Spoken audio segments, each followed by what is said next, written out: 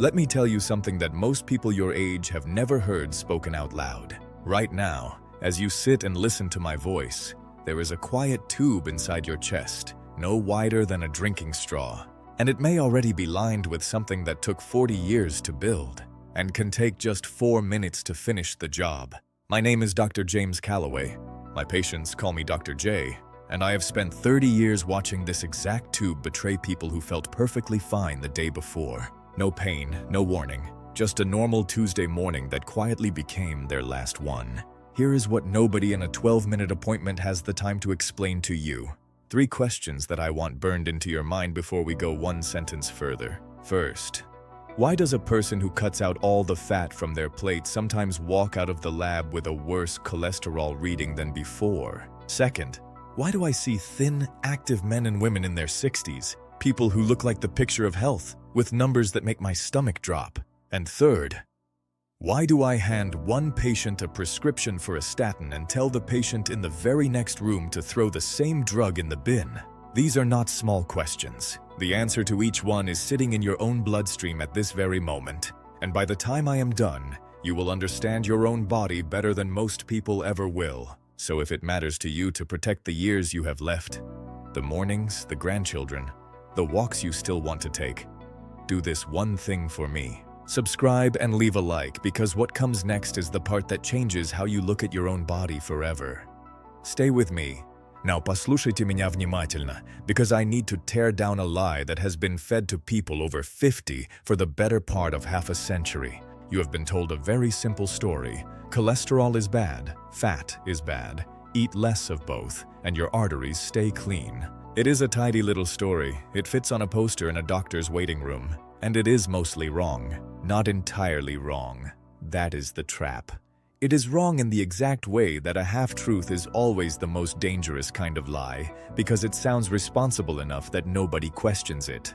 Here is the nuance that took me years of practice to fully respect. Cholesterol is not a poison that gets into your body from a steak or an egg. Cholesterol is something your own liver manufactures, on purpose, every single day, because without it, you would be a puddle on the floor. I mean that, almost literally. Every cell wall in your body, trillions of them, needs cholesterol to hold its shape. The membrane around every cell in your brain, and your brain is one of the fattiest organs you own, is built with it.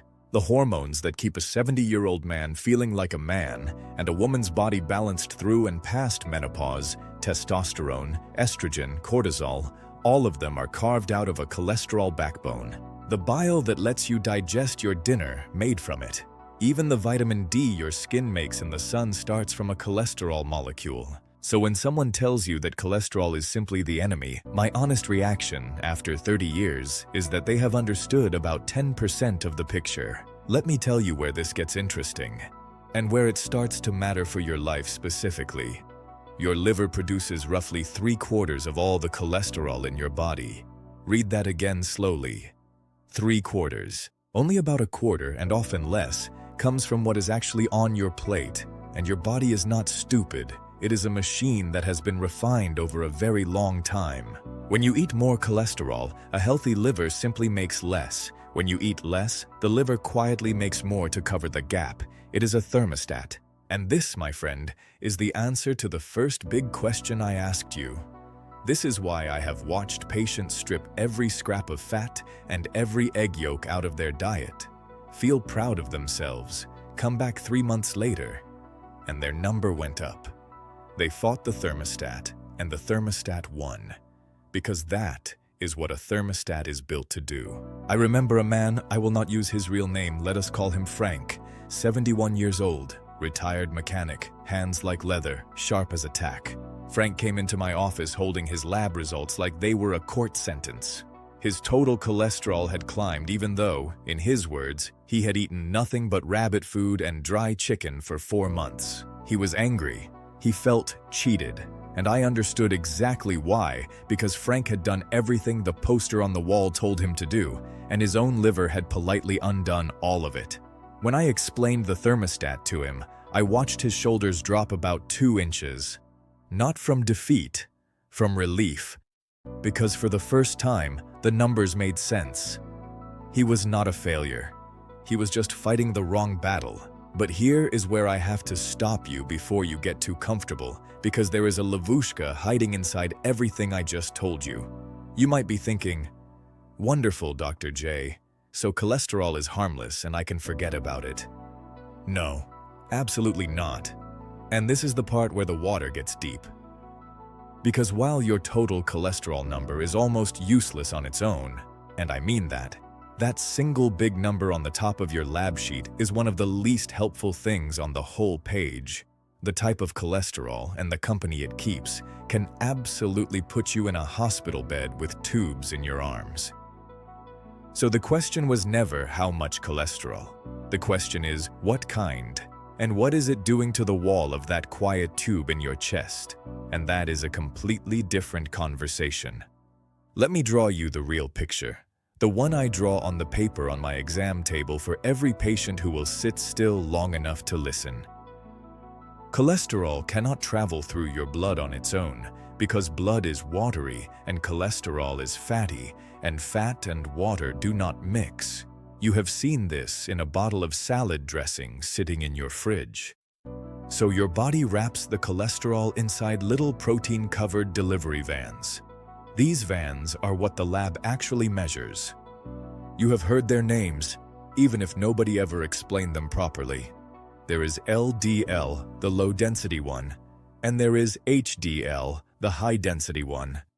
And for decades, people were taught, one is bad, and one is good, end of lesson. Once again, a half-truth that hides the real machinery. Think of the LDL van as a delivery truck carrying cholesterol out to your tissues where it is needed. Nothing evil about a delivery truck. The problem begins only when there are too many trucks on the road, and when those trucks are the small, dense, angry kind that get damaged easily, and when the road itself, the lining of your artery, is already inflamed and cracked. Because a small damaged LDL truck can slip into a crack in the artery wall, get stuck there, and get attacked by your own immune system. Your body, trying to help, sends white blood cells to clean up the mess. Those cells gorge themselves on the trapped cholesterol until they become bloated foam, and that foam is the very first brick of the plaque that 30 years later becomes the thing that closes the tube. That is the whole crime, start to finish. And notice what set it off, not the cholesterol arriving, the crack in the wall, and the inflammation that made the wall crack in the first place. Hold on to that thought, because we are coming back to it, and when we do, it is going to change everything you think you know. The HDL van, meanwhile, does the opposite job. It is the pickup truck. It goes around collecting excess cholesterol from the walls of your arteries and hauling it back to the liver to be dealt with. That is why, for years, it was called the good one, and higher levels of it are generally a good sign. But even here, Karoch, the story got oversimplified because we now know that shoveling your HDL artificially higher with certain drugs did not save lives the way everyone expected. Because it was never really about the number. It was about whether the pickup trucks were actually working, function over number. Remember that phrase. It is going to matter more and more as we go. Now, here is a biological clock ticking that I want you to be aware of, especially if you have crossed 50, 60, 70. As you age, something quietly shifts. The receptors on your liver, the little docking ports that pull LDL trucks out of your blood and recycle them, they become fewer and slower. This is not your fault. It is not laziness. It is not the eggs. It is time. This is one of the reasons cholesterol numbers so often creep upward after 50, even in people whose diet has not changed one bit in 20 years. The factory kept running at the same pace, but the loading dock that used to clear the trucks slowed down. And when women reach menopause, they lose the protective effect of estrogen, which had been helping keep those numbers in check for their whole adult life. Which is why I have seen so many women who sailed through their 40s with beautiful numbers suddenly get a shock at their first post-menopause blood draw. Nobody warned them. Nobody sat them down and explained that the rules of their own body had just quietly changed. That silence. That is what I call the conspiracy of the 12-minute appointment. Not a real conspiracy with villains. just a system with no time to explain the things that would actually protect you. And speaking of things nobody explains, while you have been sitting here listening to me talk about trucks and thermostats, there is a process happening in your own body right now that most people never connect to their heart at all. It has to do with your gums, of all things, and with a low invisible fire that may be smoldering in your blood vessels as we speak. Most people over 60 have it and have no idea. I will get to it, and when I do, some of you are going to touch your own jaw and go very quiet. But first I have to answer the second big question I promised you. Why the thin, fit, healthy-looking people are sometimes the ones I worry about the most. And the answer to that one is written in a place most doctors never even look. Let me go back to that thin, active patient who makes my stomach drop, because inside that story lives one of the most important truths I can give you, and almost nobody over 50 has ever been told it. We have this picture in our heads, don't we? High cholesterol means overweight, means lazy, means burgers and a couch. So when a lean man walks in, a man who runs 3 times a week, who eats fish and vegetables, who has never smoked a day in his life, and his LDL reads far higher than it has any right to, the usual reaction, even from doctors, is confusion. The patient feels almost insulted. There must be a mistake with the machine, they tell me. Bats, there is the trap again. The assumption that the outside of a person tells you what is happening inside their arteries. It does not. It never has. Here is what is often going on with that person. Their liver, the factory we talked about, was born with the volume turned up. It is written into their genes. Some people inherit a version of that cholesterol thermostat that simply runs hot, no matter what they eat, no matter how many miles they run. In its most serious form, it has a name: familial hypercholesterolemia, and it is far more common than people realize. I have seen it run through 3 generations of the same family sitting in my waiting room over the years. A grandfather who had a heart event at 55, a son who had one at 52, and then a grandson sitting across from me at 48, thin as a rail, jogging every morning, absolutely certain he was invincible, with a number that told me he was walking around with the arteries of a man 20 years older. When I explained that his own liver, not his diet, was the culprit, and that no amount of salad was going to fix a genetic instruction, I watched something shift in his face. Fear, yes, but also, finally, understanding. Because for the first time, someone had told him the truth instead of handing him another pamphlet about eating less butter. So write this down somewhere. Being thin does not mean you are safe. Being active does not mean you are safe. Those things help.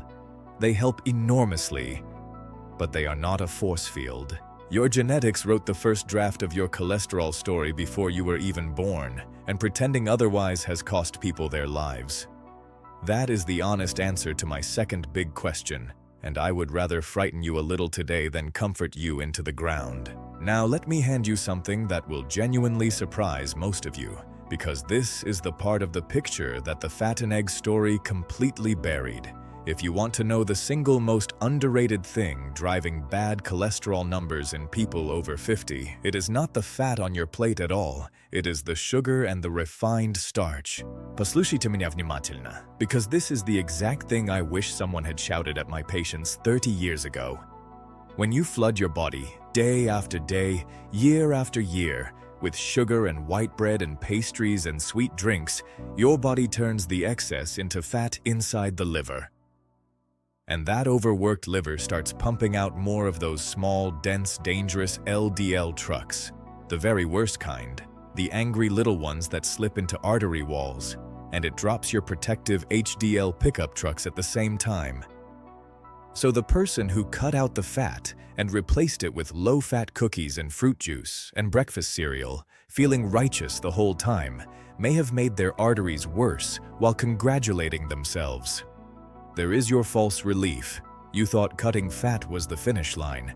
You may have just opened the door to a quieter, more patient enemy that works from the inside of your own liver. I had a woman, 66, lovely person, proud diabetic who watched her sugar. She had swapped all her fats for heart-healthy, low-fat products that were, when you read the label, packed with sugar to make up for the missing flavor. Her triglycerides, that is another fat in the blood, and a big one for people your age, were sky high. Her good cholesterol was on the floor, and she could not understand why, because in her mind she had been eating a heart-healthy diet for a decade. She had been eating a sugar diet wearing a heart-healthy costume.